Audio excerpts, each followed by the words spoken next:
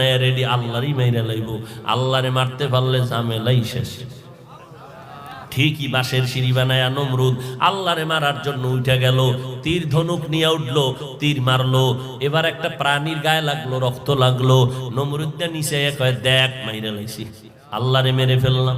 আল্লাহ কয় দেখ এই গরম ভাব নমরুদের আমি আল্লাহ ধ্বংস করার জন্য কোনো ফেরেশতাও পাঠাই নাই, একটা অসুস্থ মশার সাথে ছিল জুতা মোবারক।